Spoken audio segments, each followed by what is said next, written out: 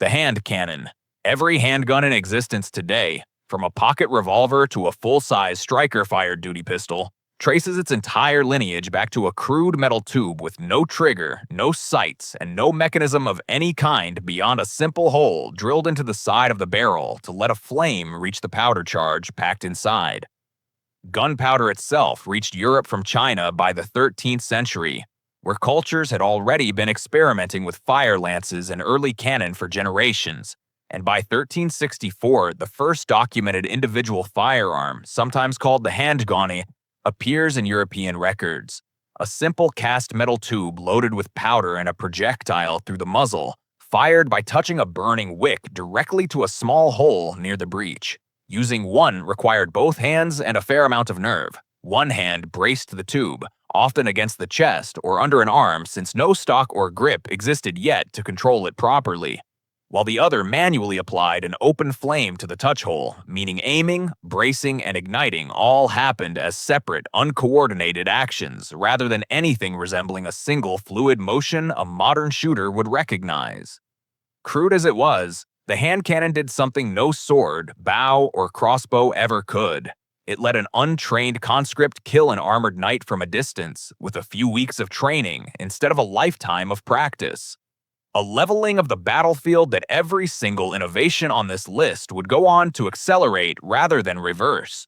That basic formula, a metal tube, a propellant charge, and a projectile, has remained mechanically unchanged at its core for well over 6 centuries. Even as everything surrounding it, the ignition, the loading, the ammunition itself, would be completely reinvented again and again. The matchlock. By the 1400s, gunsmiths solved the hand cannon's most basic problem, keeping a hand free to actually aim the weapon. The matchlock introduced the first real firing mechanism in firearms history, a curved arm called a serpentine that held a length of slow-burning matchcord, chemically treated to smolder steadily for hours, moved into the flashpan by a lever or an early trigger rather than by a second hand fumbling with an open flame. That single change let a shooter keep both hands on the weapon through the entire firing sequence, aiming and firing as one continuous motion for the first time in the history of personal firearms. A genuine leap forward that finally lets soldiers actually aim rather than simply pointing a tube in a general direction and hoping. The trade-off was one every matchlock owner learned to live with over years of service. The match itself had to stay lit constantly, meaning soldiers carried spare cord, kept it dry through rain and wind, and lit it well before any engagement even seemed likely, since relighting a match cord under active fire wasn't a realistic option for anyone hoping to survive the encounter. Despite that inconvenience, matchlocks remained in widespread military and civilian use for roughly 2 centuries, prized specifically for being cheap and simple to manufacture even as more sophisticated ignition systems began appearing alongside them, and armies facing tight budgets kept issuing matchlock muskets to entire regiments decades after wealthier units had already moved on to newer technology. The Wheellock. Sometime in the early 1500s, an unknown inventor, credited by some historians to Germany and by others to sketches attributed to Leonardo da Vinci himself, solved the matchlock's total dependence on an open flame source entirely and for good. The Wheellock replaced burning cord with a spring-loaded steel wheel that spun rapidly against a piece of pyrite when the trigger was pulled, throwing sparks directly into the priming pan exactly like a modern cigarette lighter's flint wheel, and requiring no external flame source of any kind to function. That innovation made the Wheellock dramatically more reliable in rain, wind, and darkness than any matchlock, and because a Wheellock pistol needed no visible burning match to give away a shooter's position, some historians consider it the very first firearm genuinely suited to concealment, a quality that made it especially popular among bodyguards and assassins operating in the crowded, unpredictable courts of Renaissance Europe. The Wheellock's spring-driven mechanism required dozens of small, precisely machined parts that only skilled clockmakers could produce reliably, making it so expensive to manufacture and repair that it never replaced the matchlock outright, instead becoming a status symbol carried by cavalry officers and nobility who could actually afford one. Surviving examples prove just how far that luxury extended. One elaborately engraved Wheellock pistol built around 1540 for Holy Roman Emperor Charles V actually combined two complete locks into a single weapon, giving each of its two barrels fully independent ignition, a level of mechanical complexity and expense no common soldier's firearm would ever approach. If you've ever wondered how one mechanical idea, a spark, a hammer, a cartridge, can reshape an entire category of weapon, that's the through line this channel keeps tracing. Subscribe if you want the next one connected the same way. The Flintlock. French gunsmith Morin Le Bourgeois combined nearly a century of incremental improvements, the doglock, the snap-ons, the miquelet, into a single refined mechanism around 1610, built for the court of King Louis XIII. And the result became the Flintlock, the ignition system that would dominate firearms for the next 200 years without any serious rival ever managing to displace it in either military or civilian markets. Striking a piece of flint against a hinged steel plate called the frizzen threw sparks directly down into an exposed powder pan below it, and critically, the same forward motion that struck the spark also automatically snapped open a protective cover shielding that same pan, solving the Wheellock's complexity problem with a mechanism any competent blacksmith could produce affordably at scale. That combination of reliability and low manufacturing cost is exactly why the Flintlock became the standard sidearm of essentially every army on Earth by the mid-1600s. Remaining virtually unchanged in principle from the American Revolution through the Napoleonic Wars, immortalized in muskets like Britain's Brown Bess that armed entire generations of infantry. Civilian culture embraced the Flintlock just as thoroughly as the military did, and between roughly 1750 and 1850 elaborately crafted dueling pistols, often sold in matched pairs inside velvet-lined cases, became fashionable status symbols among gentlemen settling disputes of honor across Europe and America. Misfires still happened constantly, especially in wet weather when priming powder absorbed moisture. But compared to everything that came before it, the Flintlock represented the first firearm ignition system genuinely reliable enough to trust with your life on a regular basis. Reliable enough that European armies drilled entire formations of soldiers to reload and fire flintlock muskets in tightly synchronized volleys, a level of coordinated firepower no earlier ignition system could have supported at any real scale. The Percussion Cap. Reverend Alexander Forsyth, a Scottish Presbyterian minister and passionate duck hunter, grew frustrated watching birds scatter at the flash and smoke of his flintlock fowling piece well before his shot ever actually arrived at the flock, and he set out in 1805 to close that unavoidable gap between trigger pull and impact.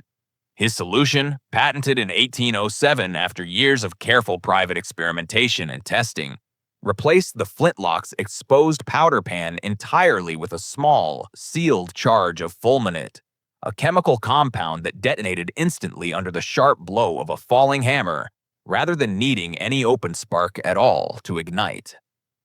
Gunmaker Joshua Shaw later refined and improved Forsyth's original concept into the small copper percussion cap shooters would recognize today, a tiny cup of fulminate that seated directly onto a hollow metal nipple, replacing Forsyth's original bottle-shaped scent bottle priming dispenser with something far simpler and faster to reload under field conditions. Actual military testing in the late 1830s proved just how dramatic the improvement was. Percussion muskets misfired at a rate of under 2% compared to flintlocks failing nearly 10 times as often in the exact same conditions.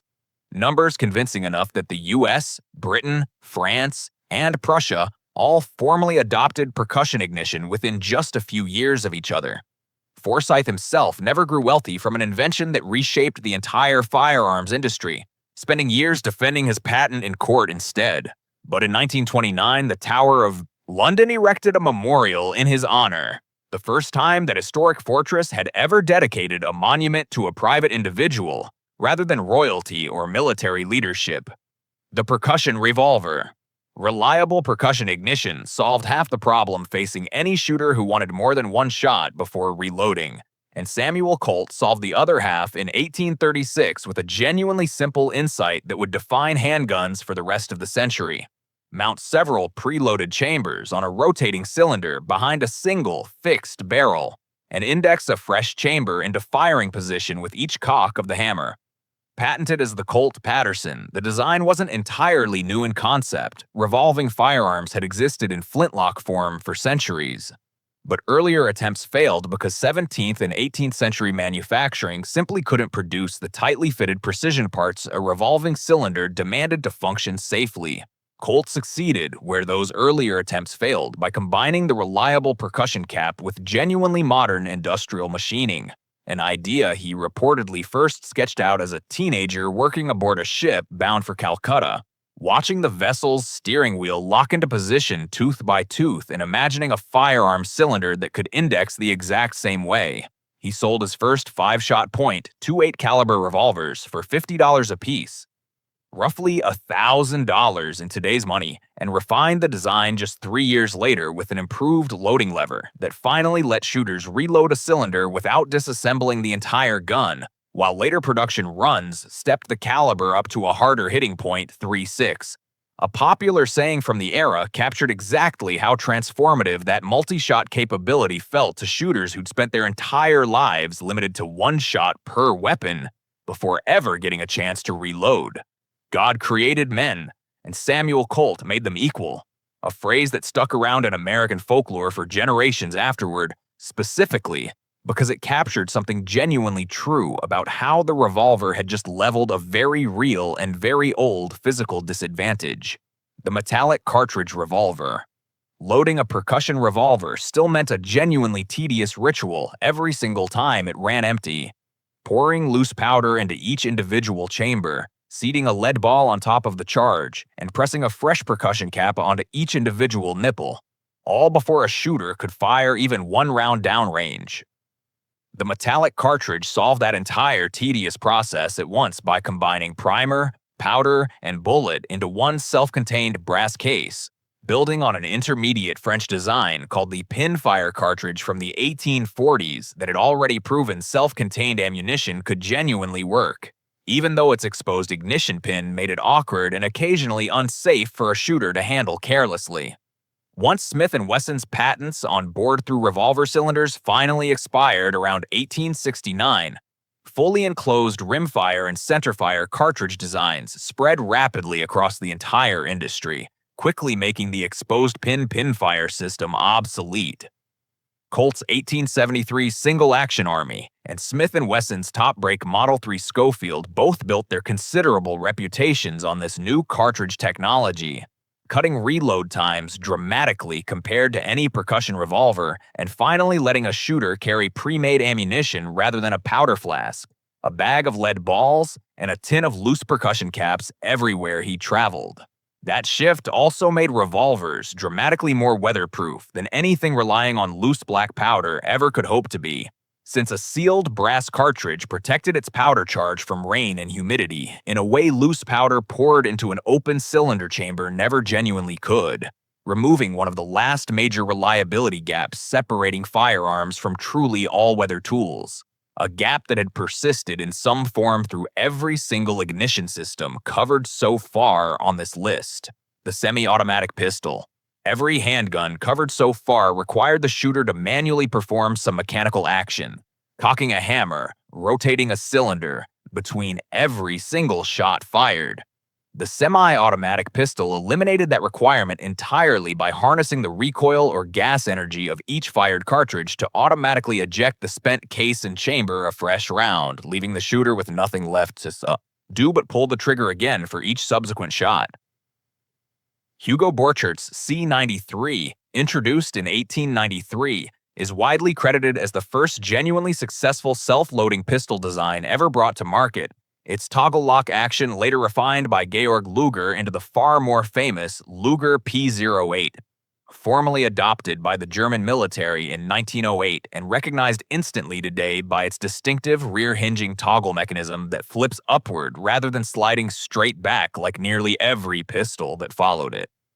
Germany's Mauser C96, with its boxy grip and forward-mounted internal magazine holding up to 10 rounds loaded via stripper clip, and John Browning's 1911, feeding 7 rounds of .45 ACP from a detachable box magazine and adopted by the U.S. military the same year as its name, pushed the concept further still, proving semi-automatic actions could reliably handle everything from lightweight pistol cartridges all the way up to full power rounds without sacrificing reliability. Within barely 2 decades, the self-loading pistol had gone from experimental novelty to the clear future of handgun design, offering both higher magazine capacity and noticeably faster follow-up shots than any revolver of that same era could realistically hope to match in a genuine side-by-side comparison.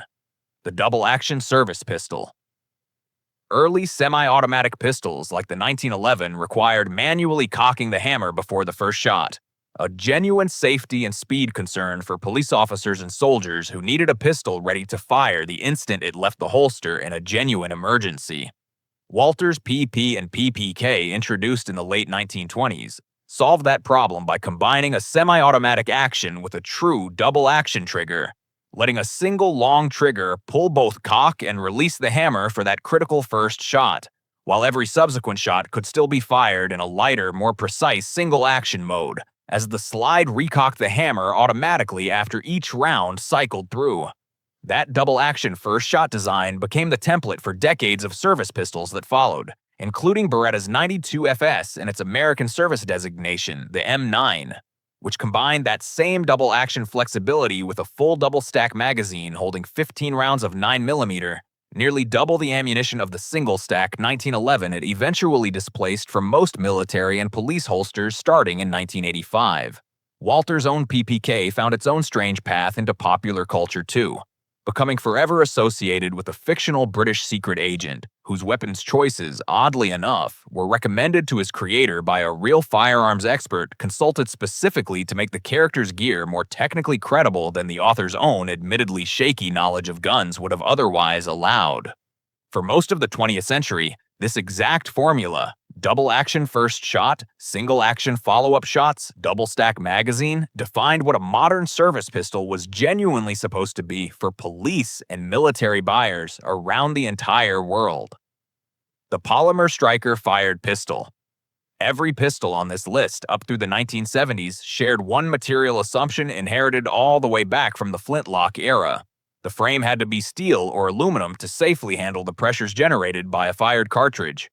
Gaston Glock, an Austrian engineer with no prior firearms design experience but deep expertise in advanced polymers, challenged that assumption directly with the Glock 17, adopted by the Austrian military in 1982 and built around a lightweight, impact-resistant polymer frame that seemed radical, even reckless, to an industry that had never trusted plastic anywhere near a loaded firearm before.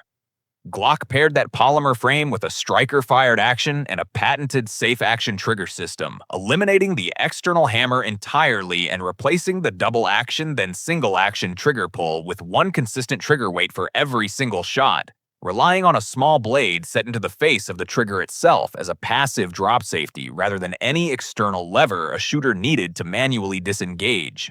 The combination proved so effective that within a decade, striker-fired polymer pistols had gone from a skeptically received Austrian novelty to the default choice for police departments and militaries worldwide, forcing every legacy manufacturer on this list, Beretta, Sig Sauer, Smith & Wesson, to eventually build their own polymer striker-fired competitors just to keep up with the design philosophy none of them had taken seriously just a few short years earlier when Glock first proposed it. The Modular Optics-Ready Pistol. The most recent chapter in handgun evolution isn't a new material or a new ignition system at all. It's a genuinely new philosophy.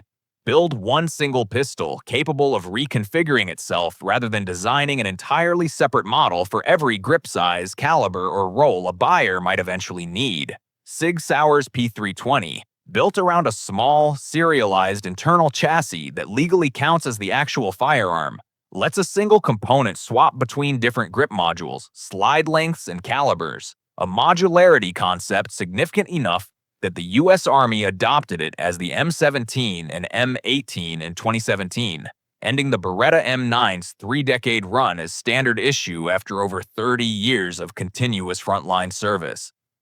That same era also normalized factory-milled slides ready to accept a red dot sight straight out of the box, a feature that would have seemed like a bizarre novelty on a duty pistol just 15 years earlier and now ships standard across nearly every major manufacturer's current lineup, with some industry estimates suggesting optics-ready slides now account for a genuine majority of new duty and concealed carry pistol sales in the United States. Manufacturers have also increasingly leaned into serialized, swappable internal chassis systems generally, treating the grip frame itself as disposable, replaceable furniture wrapped around the one legally regulated part that actually defines the firearm under federal law. A philosophical shift as significant in its own quiet way as the jump from steel to polymer was a few decades earlier. From a hand-braced tube touched off by an open flame in 1364 to a modular red dot-ready pistol whose core fire control unit can move between 3 different grip frames in under a minute, the 6.5 centuries between those two objects represent one continuous argument about the exact same 3 questions that have driven every single innovation on this entire list. How fast can it fire? How reliably can it fire in any condition? And how easily can one single person actually carry and control it under real pressure?